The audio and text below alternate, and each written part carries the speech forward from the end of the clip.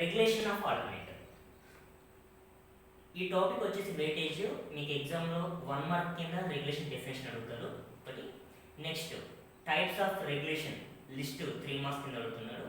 Next ఆ మెథడ్స్లో ఒక method simple simplest method మాత్రమే సిలబస్ ఉంది, అది 5 మార్క్స్. అంటే ఓన్లీ ఒక టాపిక్ పైన మీకు 9 మార్క్స్ వెయిటేజ్ ఉంది. So very very important topic for exam point of view. What is the regulation of alternator? So first of all, why we need to go for regulation, or what is the importance of regulation? అది ఎందుకు find out చేయాలి, చేయకపోతే ఏమవుతుంది?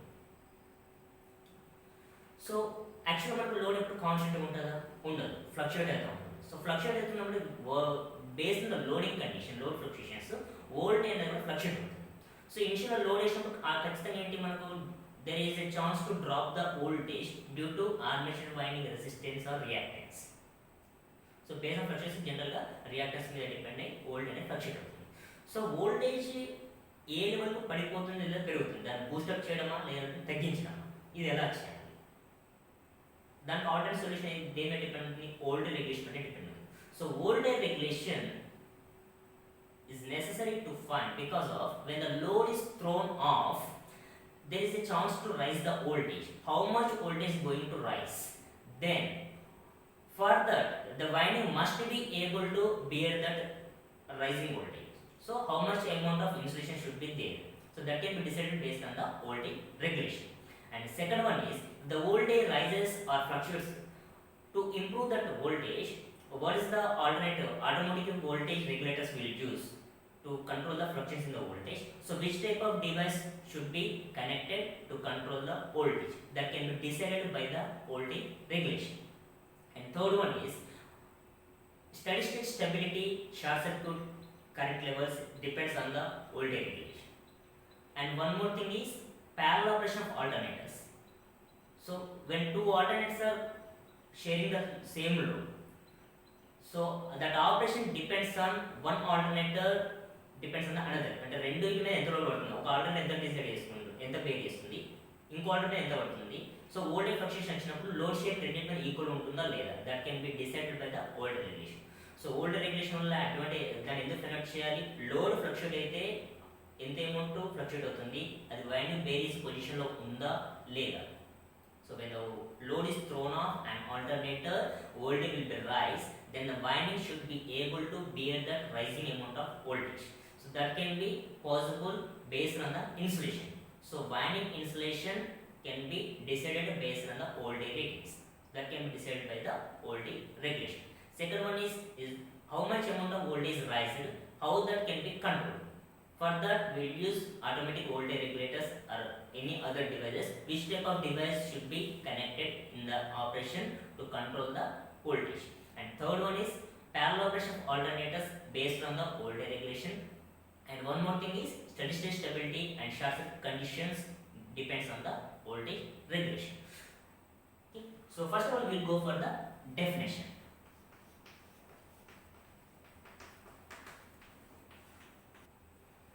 This is the definition. Change in terminal voltage when specified load being supplied is thrown off from the alternator terminals. Okay, terminal voltage always expressed in per unit value. It is nothing but load వేయక ముందు ఎలా ఉంది, load వేసినప్పుడు ఎలా ఉంది. So ఆటోమేటిక్గా load apply చేసినప్పుడు voltage drop will be there. So loaded voltage will be always less than the no load voltage. That's why percentage of voltage regulation can be expressed in mathematical expression. E0 is the no load voltage, V is the full load voltage, E0 minus V by V into 100. It always expressed in percentage. Where E0 is the no load voltage can be determined from E0 is equal under root of V cos phi plus IA RA whole square plus V sin phi plus or minus IA into excess whole square, where plus sign for lagging and unity power factors and minus sign for leading power factor. Okay. V is the terminal voltage or output voltage, cos phi is the power factor or phi is the phase angle difference, IA armature current, RA armature resistance, excess is the synchronous reactance. From this we can find out the no load voltage, and alternator ratings will be mentioned. So based on the ratings and no load voltage we can determine the regulation of an alternator. Old regulation may be positive, 0 or negative for leading power factors. That is, for capacitor loads it may be either positive, 0 or negative, but for lagging and unity power factors voltage regulation is always positive. Maximum value of regulation for alternators is 30 to 40%.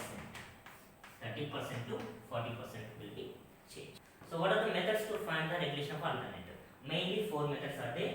Synchronous impedance method, it is also known as EMF, electromotive force, or pessimistic method, because in this method calculated regulation value will be greater than the actual regulation of value. That's why it is known as pessimistic method. The second one is ampere turn method. This is also known as MMF, magnetomotive force method. In this method, calculated regulation value will be less than the actual value of regulation. That's why it is known as optimistic method. And third one is zero power factor method. It is introduced by Portier scientist. So it is also known as Portier triangle method. And fourth one is American Standard Association method. So among these four, in this method we will get a regulation more than the actual value. In this we will get regulation less than the actual value, and ZF gives the accurate value. This is the accurate value. So in among these four methods we have only synchronous impedance method in our syllabus. So we will discuss about EMF method. Synchronous impedance method. It is also known as EMF method, electromotive force method. Why it is named as electromotive force method? Because in this method, drop due to armature reaction is considered as the drop due to leakage reactance. So drop due to leakage reactance, drop is nothing but voltage. So it is always expressed as a voltage phasor or EMF phasor. That's why it is known as electromotive force method. Okay. Drop due to leakage reactance expressed as a phenomenon can be represented by EMF vector. Hence, it is named as electromotive force method. Okay. In this method, a regulation can be found out by using two steps. One is open circuit test, second one is short circuit test. OCC is the open circuit characteristics, SCC is the short circuit characteristics. So initially, by keeping armature circuit as open, that means stator winding is open and field winding is in rotor. So by giving excitation to the DC or rotor, by changing the field rheostat, initially generator field rheostat in the maximum position. So as the rheostat will be the maximum, means current will be 0. So voltage will be 0. But due to residual magnetism, initially a small amount of voltage will be developed. Next, step by step, by changing the rheostat from maximum position to minimum position. That means I am decreasing the resistance. As the resistance decreases, current will be increased. So in the range of 0.1 amps, 0.1 amps, I am changing the rheostat position. So corresponding to that current, voltage will be induced. So induced voltage is taken on y-axis and field current on x-axis. So graph is plotted like this. So open circuit characteristics will be get from excitation of field current and induced EMF. Next, after getting the rated voltage of alternator, decrease the field current or change the rheostat position from minimum to maximum position. And next case, short circuit the armature terminals. In this case, vary the field current till the rated current of armature. So machine ratings ప్రకారం armature current ఎంత అనేది specify చేసి ఉంటుంది. ఆ current చూసుకుంటూ maximum armature current ఎంతనో maximum armature current produce చేయడానికి field current ఎంత వస్తుంది అది ప్లాట్ చేస్తాం. సో మూడు పారామీటర్స్ కూడా ఒకటే గ్రాఫ్లో ఉండాలి. వై యాక్సిస్ పైన ఇండ్యూస్డ్ ఈఎంఎఫ్ ఇటు సైడ్ తీసుకుంటూ rated armature current right side తీసుకుంటాను. కామన్ స్కేల్ ఎక్స్ యాక్సిస్ వచ్చేసి field current.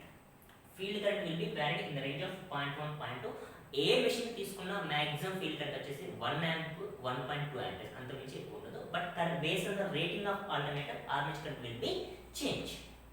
Okay, so from open circuit and short circuit characteristics we will get the no load voltage. E node is equal to root of V cos pi. These are all parameters in phase, అన్ని కూడా phase values. So V cos pi plus IA RA whole square plus V sin phi plus or minus IA into XS whole square where plus sign for lagging and unity power factors and minus sign for leading power factor. So ఇందులో V phase అంటే terminal voltage machine rating ప్రకారం తెలిసిపోతుంది. ఈ not ఎలా కనుక్కుంటాం, IA value అంటే rated armature current వస్తుంది. So RA unknown parameter, XS కూడా unknown parameter. So 2 unknown parameters ఉన్నాయి కాబట్టి ఈ 2 అన్నోన్ పారామీటర్ ఫైండ్ అవుట్ చేస్తే మనకు థర్డ్ వన్ ఏంటి, నో లోడ్ వోల్టేజ్ వస్తుంది. సో అది ఎలా ఫైండ్ అవుట్ చేయాలి? So synchronous impedance is the value that can be expressed as open circuit voltage by short circuit current for the same field current. Field current remains the constant. Need కూడా ఒకటే current ఉండాలి. అలా అయితే open circuit voltage by short circuit current E0 by ISC వేస్తే మనకు synchronous impedance వస్తుంది. But armature winding resistance తెలియదు. That can be determined by giving DC supply to the field winding ఓ 40 వోల్ట్స్ అట్లా జనరేట్ చేసేసి దాని ఫీల్డ్ వైండింగ్ ఎగ్జైటేషన్ కోసం ఇస్తే వోల్టేజ్ వాల్యూ ఎంత కరెంట్ వాల్యూ నోట్ చేసుకుంటాం. సో దాని నుండి DC winding resistance R is equal to V by ohms లో నుండి RDC is equal to VDC by IDC వచ్చింది ఏంటి మనకు DC value, nothing but average value. But మనకు కావాల్సింది AC effective armature winding resistance కావాలి.